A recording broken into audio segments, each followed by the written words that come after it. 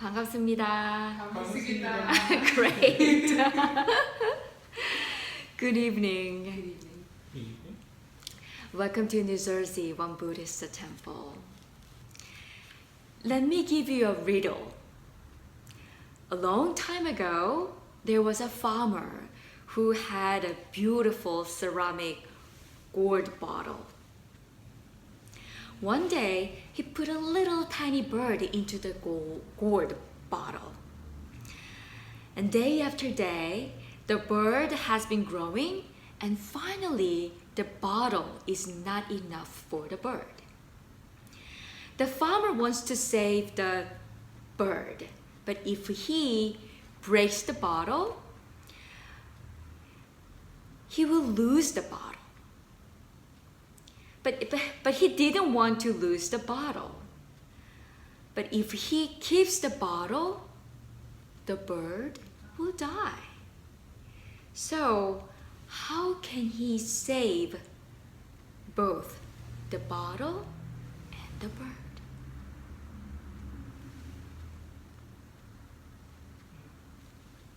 Keep this koan in your mind. And when you solve this koan by yourself, then please come to me and we will make a smile together.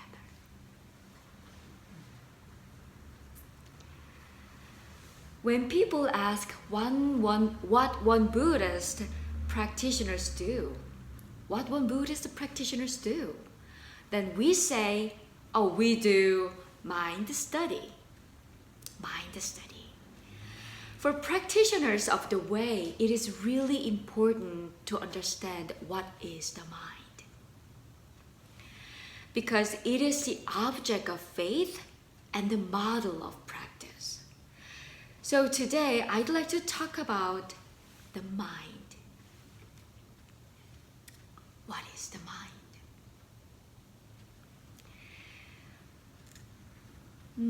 From a Won Buddhist perspective, our mind has only two experiences. And when they are balanced well, we call it 일원상. You just chanted 일원상 Bao, right? Mm-hmm. And we called it 일원상, this golden circle. Instead of a Buddha statue, we enshrined the 일원상 in the Dharma hall. The one experience is the mind experiences many things that are arising and ceasing.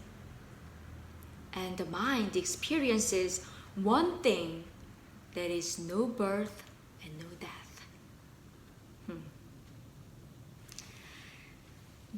Number one, the mind experiences things that are arising and ceasing. It is your thoughts of past, present, and future. And it's your feelings, emotions, memories, knowledge, your ideas, and your theories, and dramas, and etc. Once it arises and it ceases. Once it comes and it goes. They didn't born with you. You earned them. You just earn them through your six senses.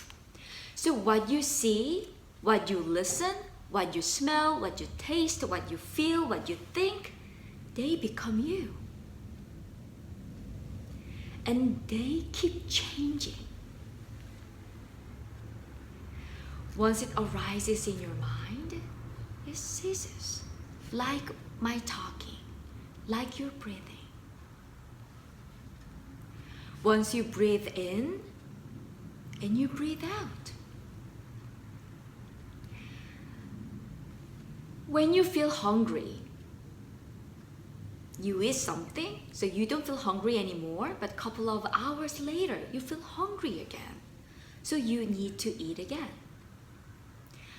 What about the love? Even the love you thought, oh, it's gonna go forever. But it changes with the time. And think about your body. Once we were born with this body, it's gonna go old, and we're gonna get sick, and we're gonna die someday. There is no exception. No exception. Everything arises, they're gonna go die. They're gonna be disappeared. Means once it disappeared, it's gonna come again.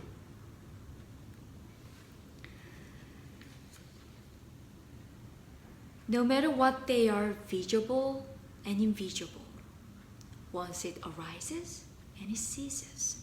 So it's called arising and ceasing, or birth and death. So I hope you remember this term, because I'm going to use it again and again, and you can listen this term wherever you go to Buddhist temple.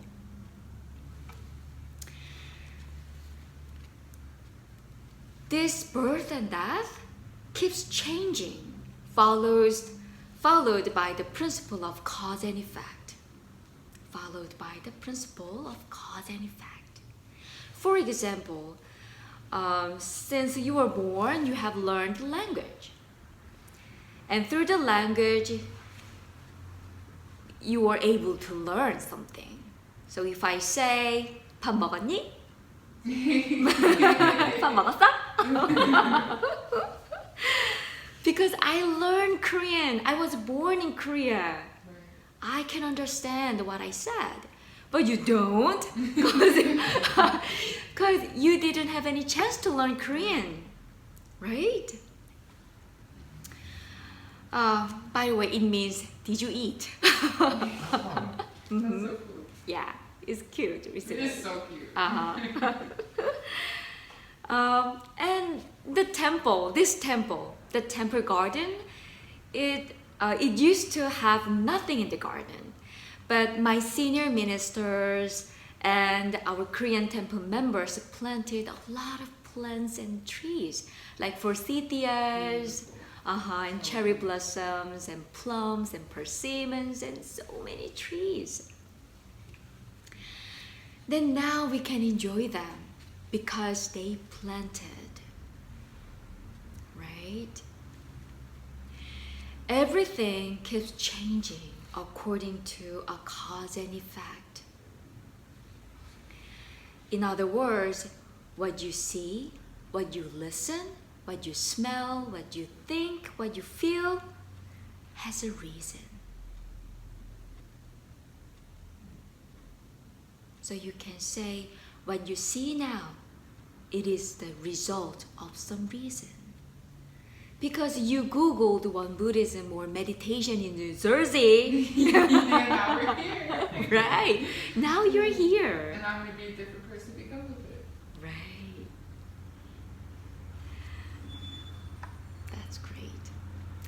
And the second feature of the no birth and no death is that no one has the same experience in this world.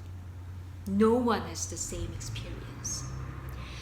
Everybody has different karmas, such as male or female or X, and young and old, rich and poor, and the different families and different histories, the different cultures, and etc., etc., etc. So, according to the different karma, everybody has different experiences. And number two, the mind experiences one thing, that is no birth and no death. What is it? The mind has the very opposite experience, that it transcends all things in the universe. It transcends all things in the universe. It is a state of mind that there is no discrimination. No discrimination, no coming and going, and no forms and sounds. It is free from all different conditions and karma. Everyone has it. Everyone. It is universal. You cannot earn them. You cannot earn it because you already have it. Because of this, you can see me now. You can listen to me now because of that. Because it has never arisen, it doesn't die. So it's called no birth and no death. Can you hear me clearly? Right. You can hear me very clearly because your mind is very empty. If you have so many thoughts in your mind, or if you are so depressed or sad, it's gonna be hard for you to listen to me. You might be wandering in your thought. But because your mind is empty now, you can see me clearly and you can listen to me clearly.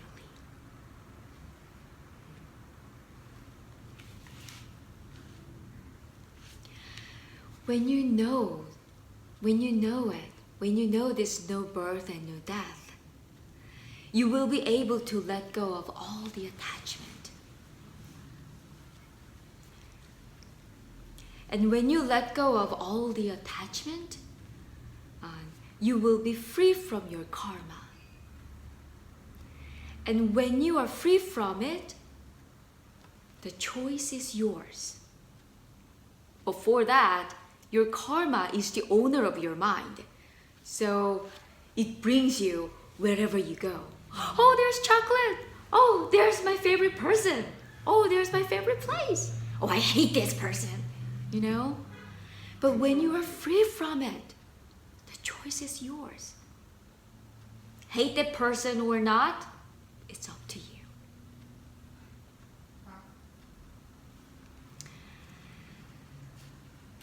So you can handle your desire in the right way. Then you will create the benefit not only for yourself, but also for others. One Buddhist mind study is finding a balance between arising and ceasing, and no birth and no death. When they are harmonized, we called it Iransan. It is the Buddha's mind. It is our original nature. It is what Shakyamuni Buddha and the founding master Sotaesan enlightened, and all Buddhas and all sages as well. With one Buddhist faith and practice for the future, you will attain the power of the threefold study. It is the power of the mind. And then you will solve your own suffering. You will be free from your suffering. And you will find the real peace.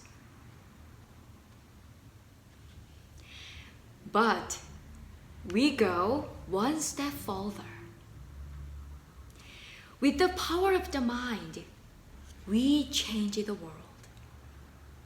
We change the world with the power of the mind. We have a right to become a Buddha. But at the same time, we have the duty to save the all sentient beings, inwardly and outwardly.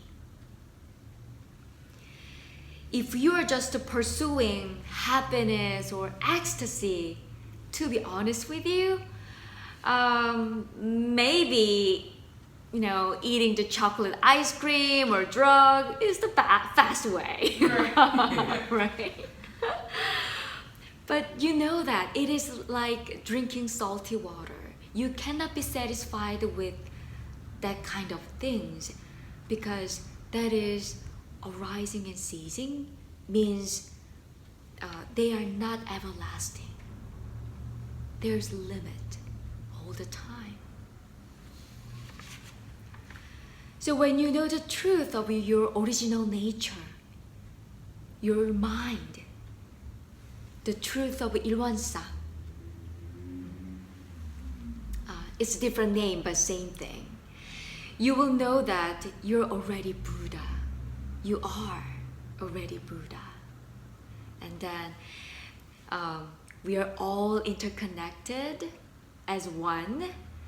So you cannot help but work with all the Buddhas and sages and with me. So I pray that we are free from all the suffering and get the power of the mind through sincere mind practice, mind study, so we can save ourselves and others. We can.